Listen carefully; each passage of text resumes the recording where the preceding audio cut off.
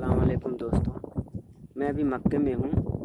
हाँ, हमारे इस चैनल पर आप लोगों को स्वागत है। मैं मक्के में लगभग 4 साल से यहाँ पे दोस्तों काम करता हूँ। मर्चेंडाइजर का काम करता हूँ, लेकिन मेरा जो शौक़ था वो कुछ और बनने का शौक़ था। ख्वाहिश थी, लेकिन मैं नहीं बन सका। लेकिन यहाँ पे मैं आके देखता हूँ, बहुत से लोगों से मैं मिला भी, उनसे बातें भी की। कुछ सऊदियों से भी मिला, कुछ हिंदियों से भी मिला, कुछ बंगालियों से भी मिला, बांग्लादेशियों से भी मिला, पाकिस्तानी अदर अदर कंट्री के लोगों से मिला। उनके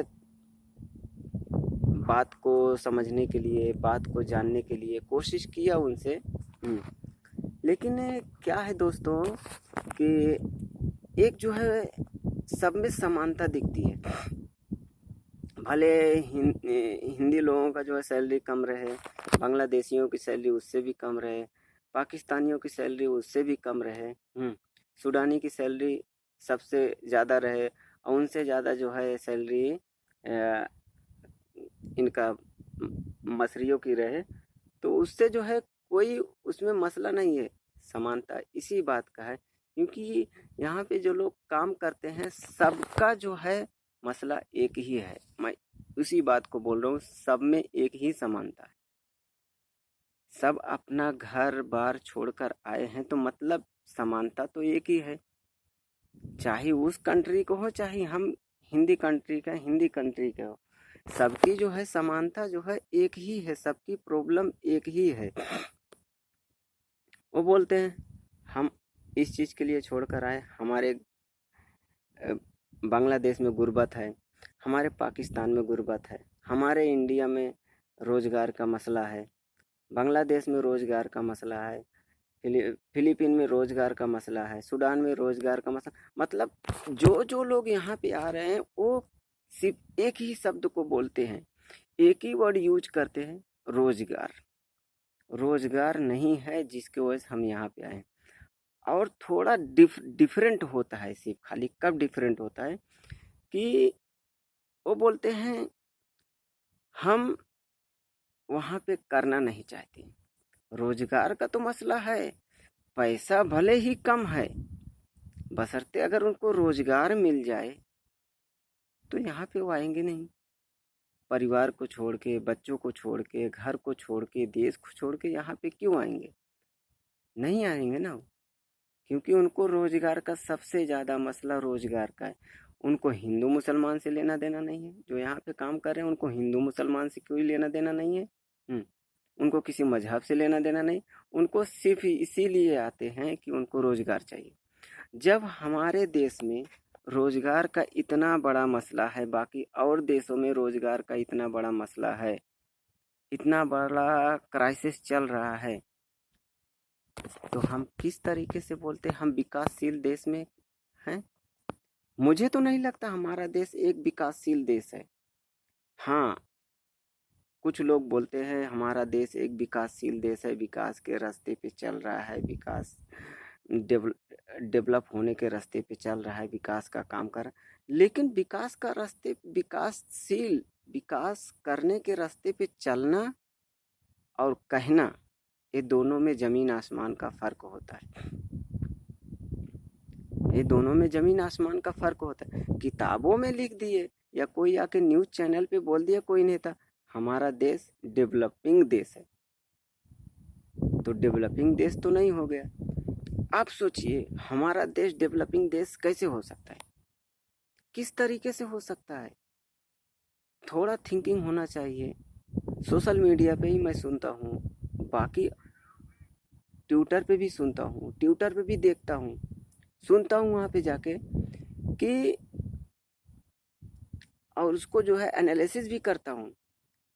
और उनको तो छोड़ दीजिए जो सोशल मीडिया पे बोला जा रहा है, जो मेन स्ट्रीम मीडिया में बोला जा रहा है उसको सुनिए कि वो खुद ब खुद अपनी जो है गुर्बत, अपनी गरीबी, अपनी भूखमरी खुद ब खुद बोलते हैं कि हम इतने गरीब हैं, हम इतने गरीब हैं।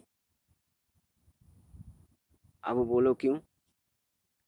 रीज़न यही है, गवर्नमेंट आके न्यूज़ चैनलों पर, गवर्नमेंट आके जनसभाओं में, गवर्नमेंट आके चुनाव प्रचार करते समय मेन गवर्नमेंट जो सत्ता में है वही सत्ता में गवर्नमेंट आके बोलती, विपक्ष को छोड़ दीजिए, विपक्ष का काम है बोलना, वो तो बोलेगी, विपक्ष का काम है बोलना, वो तो बोलने ही वाली है। लेकिन जो सत्ता में है, जो सत्ता में है वो खुद ब खुद बोलती है कि हमने 80 करोड़ लोगों को, 80 करोड़ लोगों को हमने क्या किया, 5 किलो अनाज दिया, 5 किलो अनाज दे रहे। सोचिए 80 करोड़ लोगों को अनाज देकर यहाँ की जो सत्ता में पार्टी है वो अपना सीना थपथपा रही है। क्या कर रही है? अपना सीना थपथपा रही है, अपना सीना गर्व से ऊंचा कर रही है। ये सीना गर्व से ऊंचा करने लायक नहीं है कि हम अपनी सीना को गर्व से ऊंचा करें। 80 करोड़ लोगों को हमने अनाज दिया, 1,140 करोड़ लोग हैं और 80 करोड़ लोगों को आपने फ्री में अनाज दिया, अनाज दे रहे हो, तो आप सोचिए ना कि हमारा देश कैसे डेवलपिंग देश हो गया, हमारा देश कैसे डेवलपिंग देश हो गया। कोई तर्क है,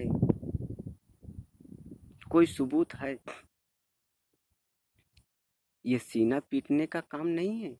ये सीना पीटने से, अपना सीना ऊंचा करके फुला के चलने से, इससे तो हमारी जो है गरीबी, हमारी जो है भूखमरी, हमारी जो है मुफलिसी, हमारी बेरोजगारी सब सामने आ जाता है। तुम तो खुद ब खुद सामने रख दे रहे हो। सत्ता दल पार्टी, सत्तारूढ़ पार्टी वो सामने खुद ब खुद रख रही है कि हमने 80 करोड़ लोगों को फ्री में अनाज दे रहे हैं। तो जब 80 करोड़ लोगों को आप अनाज दे रहे हो तो तुमने रोजगार कब दिया? अगर वही तुम रोजगार दिए रहते, 80 करोड़ लोगों में से तुम एक एक घर के एक एक आदमी को रोजगार दिए रहते ना, एक एक घर में से 80 करोड़ में से 40 करोड़ लोगों को अगर आप रोजगार दिए रहते तो 80 करोड़ लोगों को आपकी नौबत ही नहीं आती है 5 किलो अनाज देने की। चलो मैं मानता हूँ कि आपने कोरोना के मौसम में जो है आपने मदद की, कोरोना के मौसम में आपने 80 करोड़ लोगों को अनाज दिया, चलो वो एक क्राइसिस था, हाँ, एक